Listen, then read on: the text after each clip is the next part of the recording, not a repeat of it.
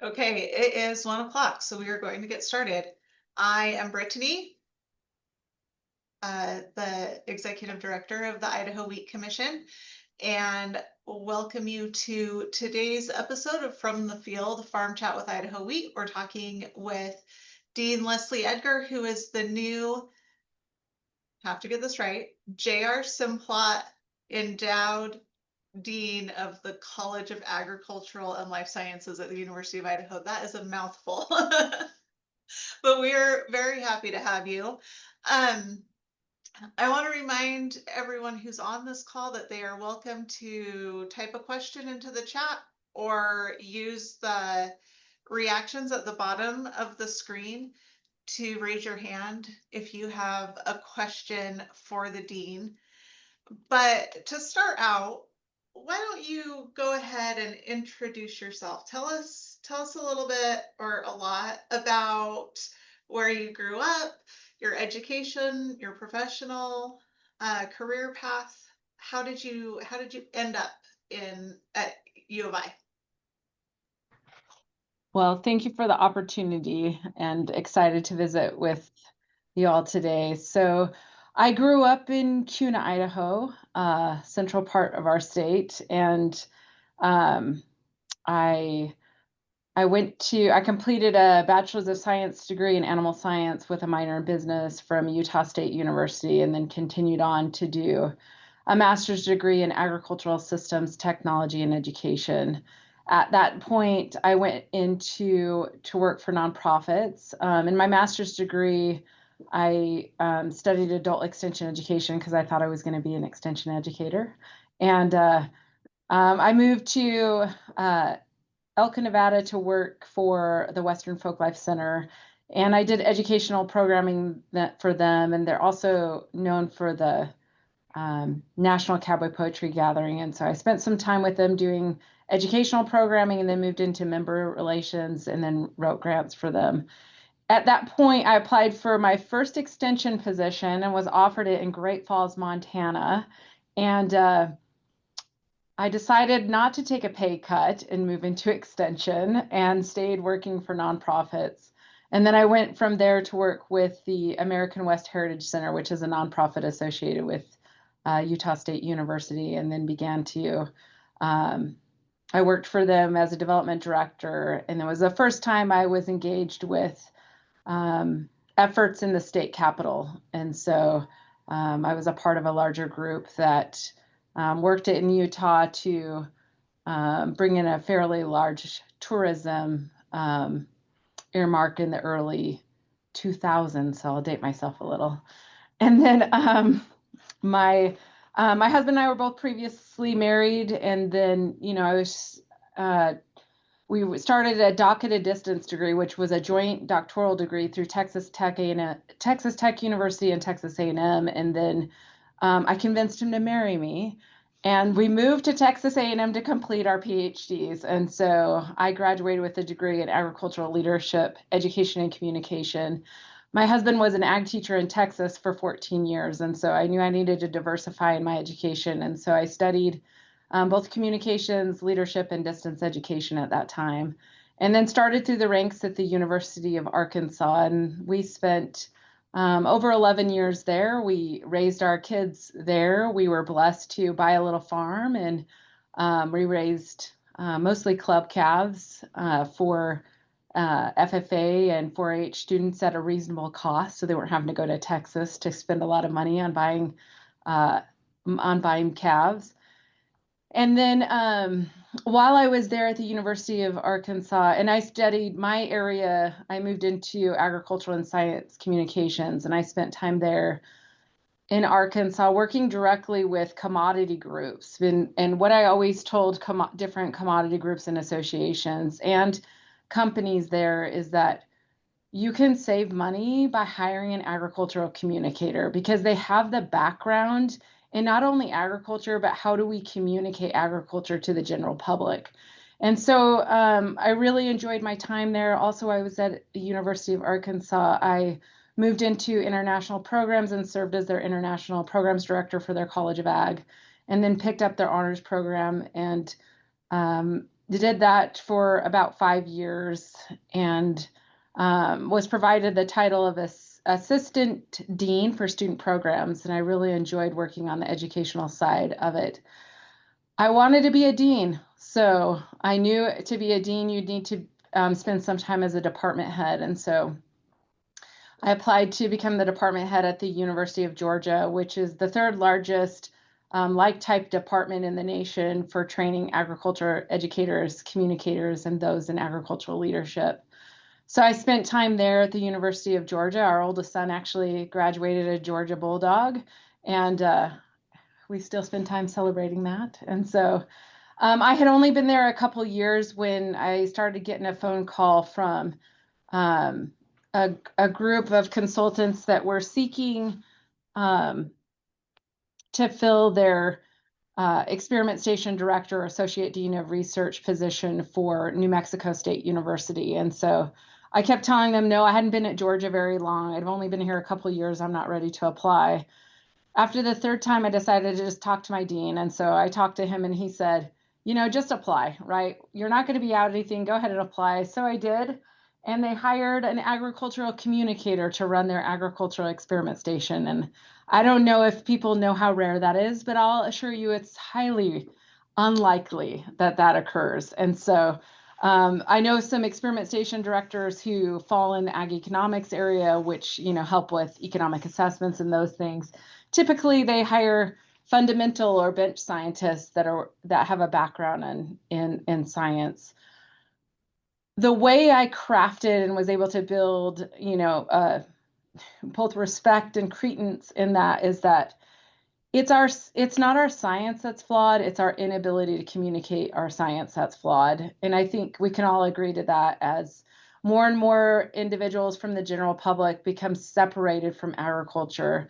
And I was blessed to be raised in agriculture. Not everyone is, right? And so I think that is more and more important. And you guys know as well as I do that both higher education and research is under attack in the United States. And so I felt quite blessed to serve in that. I spent 3.5 years there in New Mexico State and really enjoyed my time. And I know you're all sitting there saying New Mexico State's not an ag state. It's actually a fairly large agriculture state. So I really enjoyed it. And most recently, I moved, prior to starting this position, I had moved to Washington State University and served as their associate dean of research and experiment station director. And so it took me, you can see it took me a roundabout way to get from Idaho all the way back to Idaho. So what I didn't mention, Brittany, is and group is my husband and I didn't know we would get back to Idaho to work prior to retiring. But when we sold our farm in Arkansas,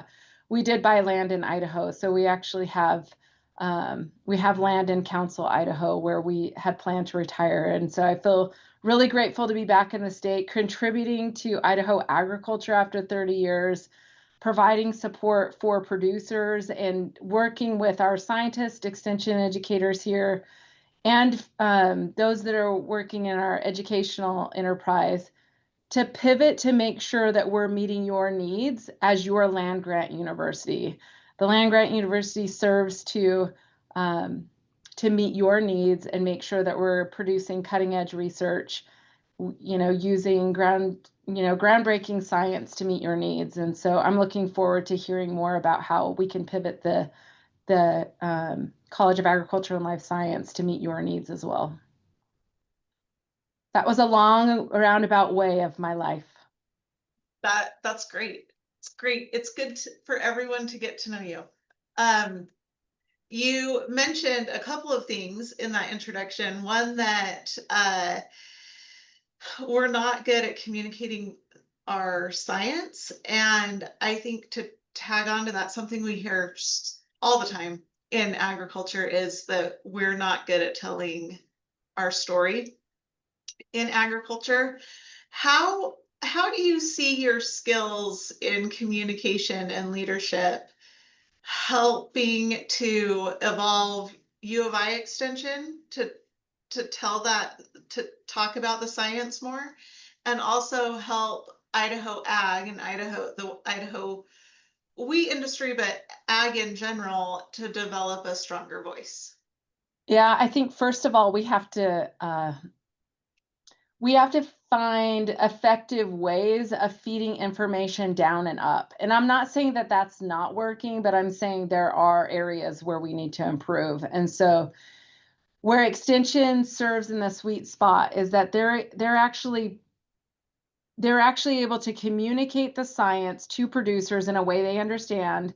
And you all know that's important because you've worked with some of our scientists, and some are better than others, but to help them understand the general baseline of applied research and what does it mean for the average, and what does it mean for producers and how they manage their own opportunities, their own enterprises, operations. And so, but it also needs to feed information up, right? So as they're working with producers and they're seeing opportunities for research needs, or shifting of educational programs, because I think there's some areas, and we do great at field days, right? So we bring producers to our research and extension centers, or to other field plots to actually talk about that. And so I think there's this opportunity for us to find maybe different mechanisms to feed that information up, utilizing whether they're impact statements or other forms of communication to move that up. But also, I think where we are, at least currently, is trying to articulate and gather those stories and share them in a meaningful way, because you all know the state really wants us to talk about return on investment. We know in the College of Ag and Life Sciences, we have more than just financial return on investment. We're changing behaviors, we're adding knowledge, there's other impacts outside of that. And so I think there's some, and I'd love to hear folks' ideas if they have specific ideas of what we can do. But I think there has to be different mechanisms for us to be able to feed that information up. And we are pretty short on people, right? We're pretty light on folks across the state. And I've just in my last 4 months here as the dean, I've been able to make it to 20% of our county offices. So we have 42 physical county offices that are serving our 44 counties, and then 3 tribal college or tribal extension centers. And so I think part of it is being able to understand what are their specific programs and how are they meeting community needs, and how can those needs assessments also feed up into how can we be sharing in one rural community the same information they've gathered that's helping another rural community. I think there's some areas we can improve on that. So you went uh, right after you started in this position in July, you went on kind of a statewide listening tour. And as you said, that communication needs to go both ways. So the university needs to educate, but also listen to the industry. What did you hear in those listening tours that I guess stood out to you or surprised you? Anything that really stuck with you from those? Yeah, no, thanks for the question. And that listening tour continues. And so um, my goal is to make it to all of our county extension offices within the first year. And I've been able to make it to 80% of our research and extension centers. And so that's pretty good. But there's 10 of those and 5 affiliate research and extension centers. But what I'm hearing, and maybe this resonates with this group here too, is that largely CALS has done a great job at maybe how does I know this is being recorded, so I have to think about how I word this. I think we've done a really good job at utilizing resources that have been provided to us to be able to either grow facilities. We have a lot of new buildings to be able to really utilize those in meeting on fundamental ways. That also has expanded our research enterprise as well. But maybe we haven't done as well at coming back to commissions, associations, stakeholders to share back what we did with those funds, how we were able to make an impact on the resources that you provided to us. And I think we also have the opportunity in the state. how are we using tax dollars to make sure that everybody understands the value that either the College of Ag and Life Sciences or the, Idaho Agriculture Experiment Station or University of Idaho Extension is doing for the community. And it has to be beyond economics, as I mentioned. And so I think those are some things we can work on. I think there's ways that we can communicate back to, commissions, associations, and other groups about these are the resources you provided us. And oftentimes our researchers do that when you're funding their research programs and that. But what I want to be able to say is this is the power of the work that the College of Ag and Life Sciences did for this entity, whether it's one of our commodity groups or associations. And I think that will have power and resonate, not just with groups like this, but also within the state as well. How do you, that's an interesting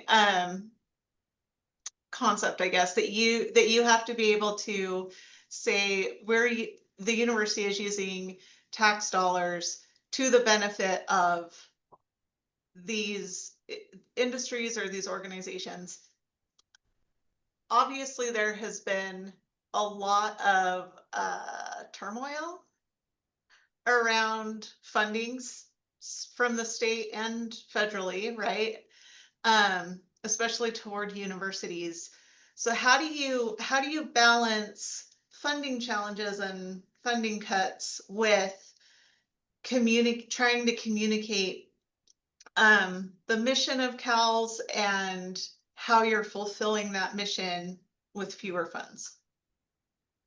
Yeah, it's a really great question. And so just so that the group understands, when I took this position, I didn't know we were going to get state holdbacks and then be facing a permanent reduction. And so what's maybe important for the group to understand when Aries has its own separate state line item budget, and so that's what provides funding for our research enterprise as well as our extension enterprise. And so the 3% reduction that we're facing for fiscal year 27 is to the tune of $1.2 million.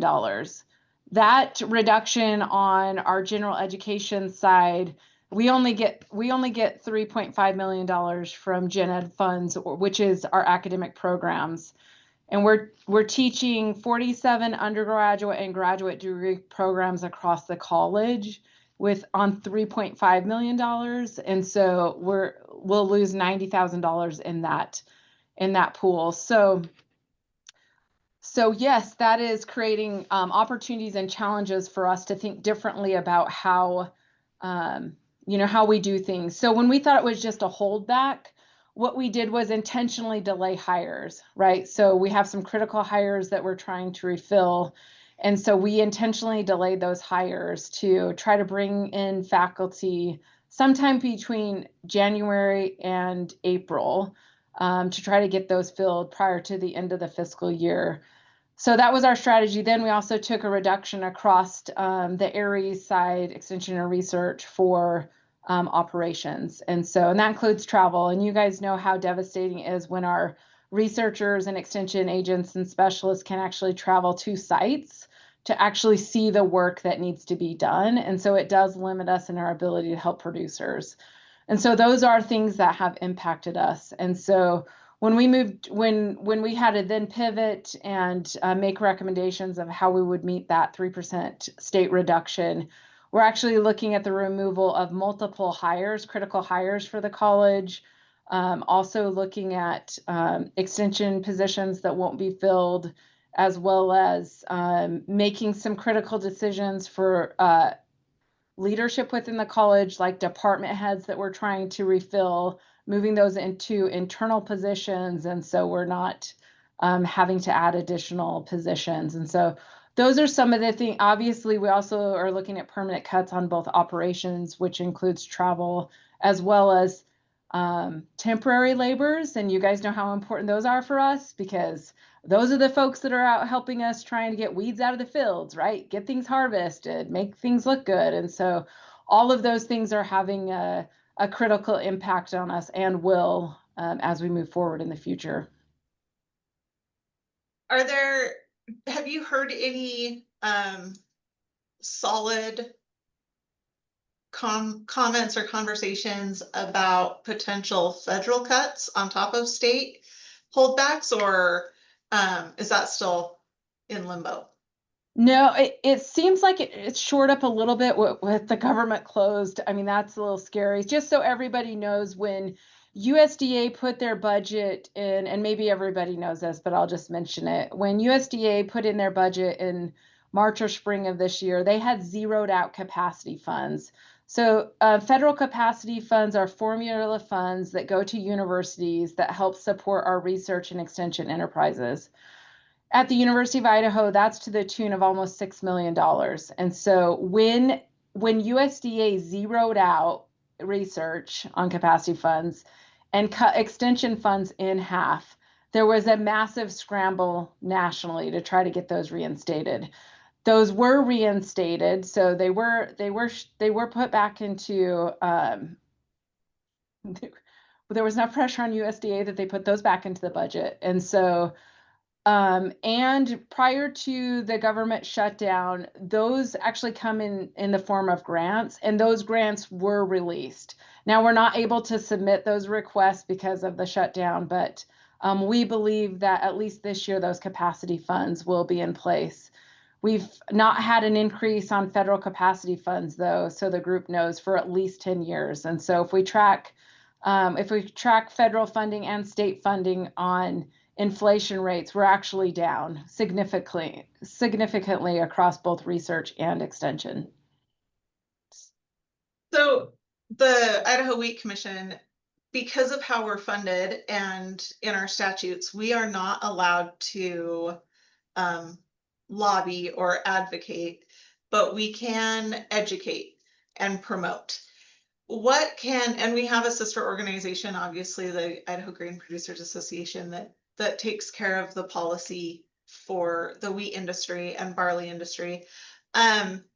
What can we do as organizations to, I guess, help the legislature or help leaders in general understand the critical value of CALS to the industry, and how can we, and outside of that, just in general, how can we better support you in your efforts so that you can support us in ours?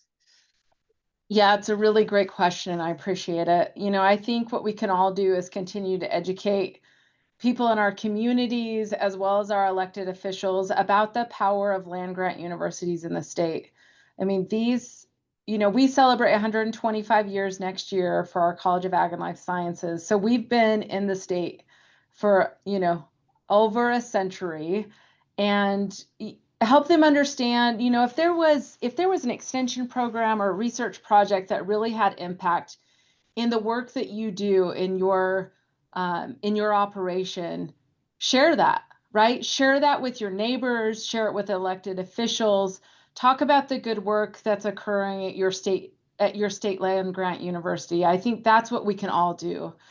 I think it is also really important to help them understand that the research that we do, the research that your land grant university does, is intended to meet the needs of everyone in that particular area. We aren't, we could take money from companies and businesses and do specialized research for them. If we don't have the resources at the state level to conduct this research, then the science that you all rely on, we can't produce it for you, so that you have new wheat breeds, right? That are bred for being drought resistant. They might, they have some type of pest reduction opportunities in them, those types of things. And so, as well as specialty, the specialty wheats that we're working on. So I think those are some things that you can share and make sure that your neighbors know, your everybody knows the good work that's occurring out of the state land grant. And I think those are what we can do. I think what we need to work on as well is make sure you all have those stories, right? And I'm feeling that as a new dean, right? I mean, I've heard from many of you out there how amazing some of our scientists are, our extension specialists, our extension educators, and that's great, but we also need it in a form where we can communicate what that is and what the value is. And so I think that's what we can all do, because even though we have a state line item budget, we can't lobby either. Rachel's on here, she can't either. But what we can all do is help educate. And so, but what I'd also appreciate is if you all see areas that we need to be assisting you with, then reach out. Talk to Brittany. She knows how to find me. Reach out. I was really happy to see Potlatch Joe here because I feel like I know you.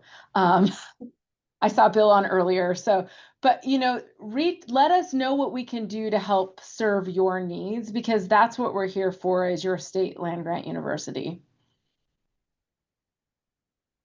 And how do you see collaboration with other universities like Washington State or Oregon State?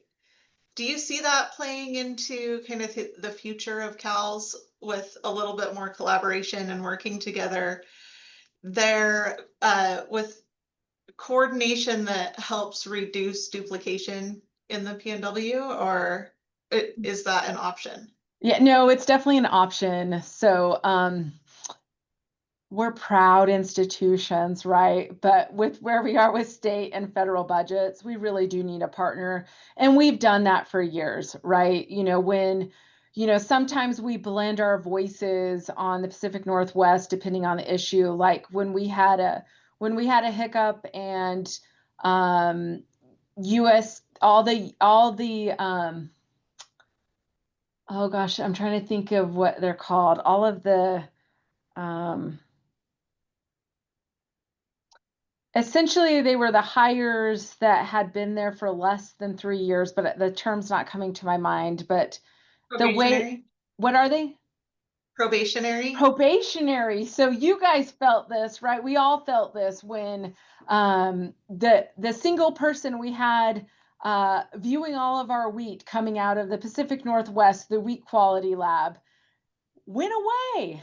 We had a lot of wheat that was just sitting, right? So we collaboratively joined our voices in DC to help them understand that this was creating a massive burden on the wheat industry. And so they were able to reinstate that person, and then we started moving wheat again. And so I think there's areas where we've already done it.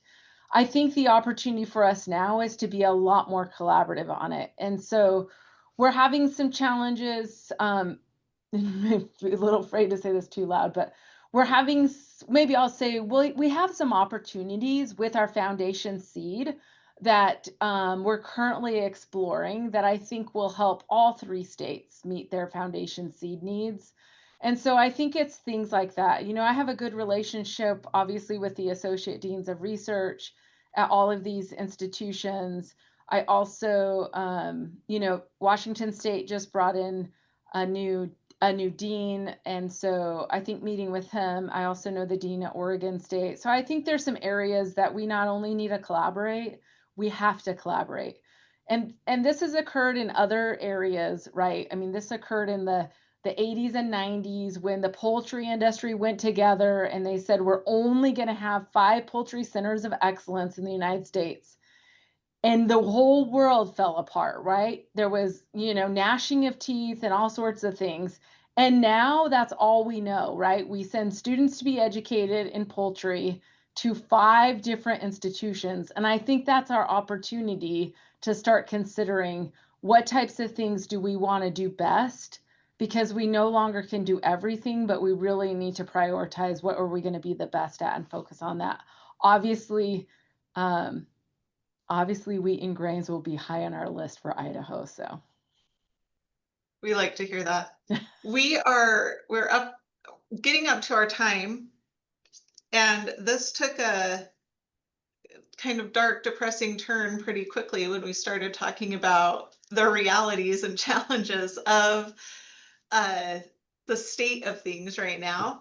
So let's end on a higher note. What excites you what have you seen over the past 4 months that really excites you and gives you kind of a invigorating vision for the future? Yeah, thank you. We'll make sure we end on a high note for sure. But I'm so grateful to be back in Idaho. I'm so grateful to be contributing to agriculture here in the state. And what excites me is the opportunity. I'm really thrilled that I know Brittany read my long title. I feel quite blessed to be the first endowed dean at the University of Idaho, and it's in J.R. Simplot's name. And those of us that are from the state and know his legacy, he built an amazing company on hard work, on integrity, and on innovation.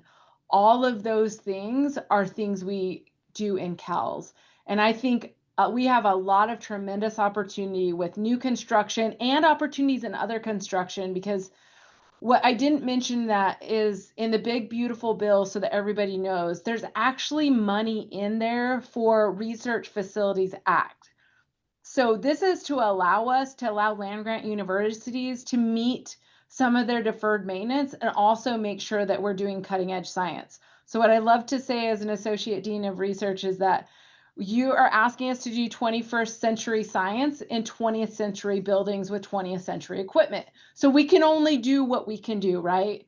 And across the nation, we know based on old data is that we have, I think it's 2019 or 2020 data, we have $11.5 billion of deferred maintenance across our agricultural experiment stations across the nation. So I think that creates a tremendous opportunity. We know we have needs in Aberdeen.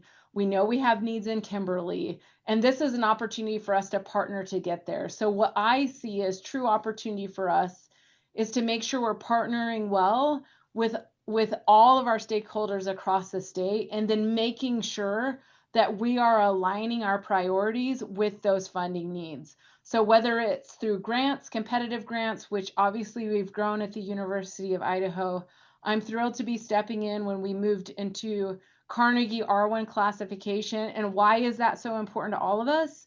Because only 4% of universities in the nation have this research status. And we're the only institution, the only university in Idaho that is an R1. So this allows us to go after larger funding. Last year we had over $36 million in research expenditures just out of CALS. All of those things are important for us because it allows us to meet our state needs as a higher level. So we can go through hard times. We're going to be fine. I feel confident that we're going to get through this. The one thing that agriculture is resilient. The one thing you all know that we're all highly resilient, right? CALS is resilient. We will make sure that we're standing here in the next decade or 2 years, or next decade or 2 decades and long after, make sure that we're still here. But we can only do that if we're working together. You guys are sharing with us things that we need to work on. And I hope that that's what you hear today. You may not know me, and that's okay. Reach out, right? Let's have a conversation. If you see areas that we need to pivot our research teams or our extension teams to meet your needs, that's what we're here to do. I'm happy to help serve you and make sure that we are your land grant university, regardless of where you are in the state. All right. Thank you so much for joining us today and taking the time to talk about yourself and talk about the CALS and the future and wheat. I really appreciate it. I hope this was beneficial to all of you who joined us. This was recorded and will be posted on our podcast channel. So wherever you listen to your podcasts, and also on our YouTube channel, you can find links to both of those on our website probably tomorrow. And feel free to share this episode with your friends, neighbors, anyone who you think would benefit from hearing from Dean Edgar herself the plans for the future and the challenges right now. So thank you very much.